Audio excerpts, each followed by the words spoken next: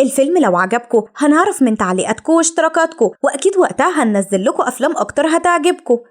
الفيلم بيحكي عن المرشد السياحي ماك ومساعدينه الدبين براين وبرامبل، وهما بيشرحوا للسياح لوح موجودة جوه كهف بيرجع لعصر ما قبل التاريخ، والسياح ما بيقتنعوش بكلام ماك وبيسيبوه ويمشوا، والدبابة بيلموا أغراض ماك علشان يمشوا هما كمان. وقتها بيلفت نظر برامبل فراشة منورة طايرة جوه الكهف، ولما بيروح وراها بيعمل دوشة وبيلفت نظر براين وماك، وساعتها كلهم بيشوفوا الفراشة بتدخل جوه حيطة الكهف، وبعد ما بتحصل فجوة كبيرة بيخرج منها فراشات كتير وبتعمل نور قوي، وبعدها بتختفي الفراشات. والغريب بالنسبة لهم ان كل حاجة جوه الكهف كمان بتختفي، ولما بيخرج ميك والدببة من الكهف بيكتشفوا ان المكان كمان اتغير. وبرامبل لما بيشوف اللي بيحصل بيخاف، وبراين بيحاول يهديه، وميك بيشوف بنضارته المكبرة مجموعة من احجار الياقوت، ومن غير ما يفكر بيجري عليها. واول ما الدببة بيروحوا له بيظهر لهم سلاحف عملاقة، وبيعرفوا ان الياقوت اللي واقفين عليه بيكون صدف السلاحف. وفجأة السلحفة اللي واقفين عليها بتجري بسرعة كبيرة وبترميهم من فوق التل وبتوقعهم في جذع شجرة، ومش بيشوفوا الكارثة اللي هم فيها وانهم وسط قطيع وحيد القرن. بس رغم كده ربنا بيكرمهم وبيخرجوا من جنب القطيع من غير ما حد يحس بيهم، بس لسوء حظهم بيخبطوا في خنزير صغير بس جبار، وما بيسيبهمش غير بعد ما بيضربهم وبيكسر لهم جذع الشجرة ويخرجهم، وكمان بينادلهم القطيع بتاعه كله وبيجروا وراهم لحد ما بيوصلوا لشجرة موجودة على حافة التل. وفجأة الخنازير بيخافوا وبيرجعوا مكانهم تاني، وفي ثواني ميك والدببة بيفهموا الخنازير خافوا من ايه لما بيلاقوا قدامهم طائر عملاق ومفترس. بس براين بيقرر يواجه الطائر وبيمسكه بحبل وبيوقعه، لكن بيقع هو كمان بس من فوق التل، وميك وبرامبل بيقعوا الناحية التانية من التل. وبراين لما بيفوق بيلاقي نفسه في غابة الخيرزان، وكمان ذئبة صغيرة اسمها فاي بتقول له يكونوا أصحاب ويدور معاها على ثمرة الشجاعة. وطبعا هو بيسيبها ويمشي وبيروح يدور على أخوه ميك، بس فاي بتفضل ماشية وراه. أما بقى برامبل وفاك وهما بيدوروا على براين بيوصل لهم سكان الغابة وبيفرحوا انهم لقوا عشاهم وبيربطوهم علشان ينقلوهم للقرية، بس واحد منهم بيشوف دودة على وشه وبيخاف وبيخوف الباقيين وبيخبطوا في بعض. وبرامبل وفاك بيقدروا يفكوا نفسهم وبيضحكوا على البدائيين اللي خايفين من دودة، بس بتوصل زعيمة القرية مان وبتضرب ميك وبرامبل وبتاخدهم معاها للقرية وبتأمر السكان يجهزوهم للأكل. ووقت ما بيكون برامبل وفاك متكتفين على السيخ وبيتشووا بيهجم على القرية مجموعة تيران بيهاجموا الناس وبيطيروا مان في الجو. اما ماك وبرامبل بيقدروا يواجهوا الطور ويدخلوا بيه في كوخ ويكسروه عليه ويخلوه يفقد وعيه. ولما بيخرجوا من وسط الضباب سكان القرية بيشكروهم وبيرحبوا بيهم في قريتهم. في الوقت ده بيكون براين لسه في غابة الخيرزان وبيدور على مكان يخرج منه وبيتفاجئ بباندا قدامه، وقبل ما يجري بتظهر له فاي وبتقول له ان الباندا مش مفترس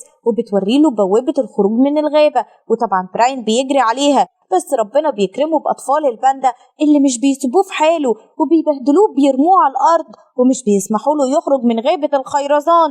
وقتها بتروح له فاي وبتعرض عليه تخرجه من الغابة بشرط انه يساعدها توصل لثمار الشجاعة. وبعد ما براين بيوافق فاي بتعمل خطة تلهي بيها أطفال الباندا، وهي وبراين بيخرجوا من غابة الخيرزان وبيفضلوا ماشيين في الغابة، وبراين ما بيسيبش فخ غير لما بيقع فيه. وقتها فاي بتشوف أرنب صغير وأول ما بتقرب منه بيوصل لها الذئاب الصغيرين وبيقولوا عليها جبانة لأنها بتلعب مع الأرانب بدل ما تصطادهم. ولما بيسمعهم براين بيضربهم ويمشيهم، وفي كمان بتمشي وتقعد لوحدها. وبالليل بتروح لبراين وبتقوله إن كل القطيع بيقولوا عليها جبانة ومش معترفين بيها جزء منهم لأنها مش بتحب تصطاد الحيوانات، وبتعرفه إنها علشان كده عايزة تاكل ثمار الشجاعة وعندها أمل إنها تتغير. وتاني يوم وقت ما فاي وبراين بيكونوا عند مجرى المية بيسمعوا صوت عالي جاي من الأدغال، وبنشوف هناك ولد صغير بيهاجموا مجموعة الذئاب، وقبل ما يموتوه بيوصل له براين وبيضرب الذئاب، بس بيظهر زعيم الذئاب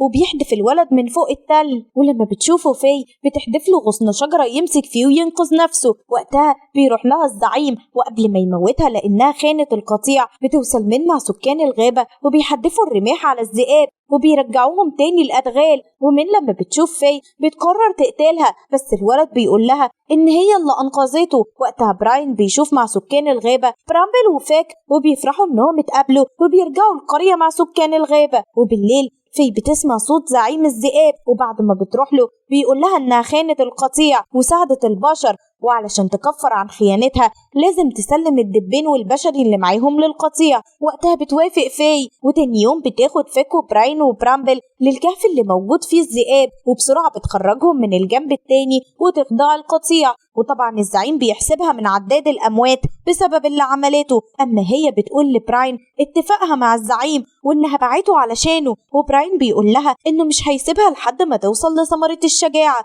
وبيفضلوا ماشيين لحد ما بيوصلوا للشجرة اللي عليها الثمار، واللي بتكون الشجرة اللي عايش عليها الطائر المفترس. وعلشان يوصلوا لثمارها برامبل وفيك بيلفتوا نظر الطائر وبيخلوه يهاجمهم، وبكده براين بيطلع مع في للشجرة بس مش بيلاقوا عليها أي ثمار، وفي بتقعد تعيط. ووقت ما براين بيحاول يهديها بيشوفوا انفجار لبركان على الأرض وكل الحيوانات بتهرب، حتى الطائر جالهم أخد عشه وبيضه وطار بيه. وقتها براين أخد أخوه فيك وراحوا في اتجاه الكهف، بس قبل ما يدخلوه لقوا قطيع الذئاب محوطاهم، والزعيم حالف لا يموتهم. ولما في اترجت ويسيب أصحابها قال لها جنبهم يا حلوة لأنك هتموتي زيهم. في اللحظة دي وصلوا لهم سكان الغابة وضربوا الذئاب، بس اتفاجئوا بكورة نار كبيرة طارت من البركان، وكل الناس والحيوانات طلعوا يجروا لحد ما كورة النار وقعت على الأرض وعملت فجوة كبيرة، واتقسمت الأرض لجزئين، ناحية البركان اللي فيها سكان الغابة والناحية التانية فيها براين وأخوه فيك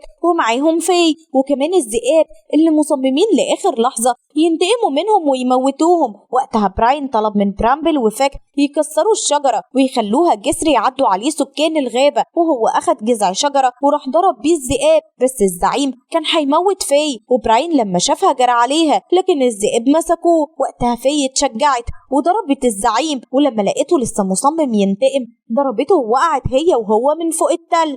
ساعتها جرى براين كسر الشجرة وأنقذ سكان الغابة، لأن الأرض اللي كانوا واقفين عليها كانت خلاص بتنهار. وبعدها جرى على في وفرح لما لقاها عايشة. وتاني يوم براين وبرامبل وفيك ودعوا سكان القرية وفي ورجعوا الكهف تاني، ولما الفراشات ظهرت وحوطتهم رجعوا لعالمهم ولزمانهم من تاني.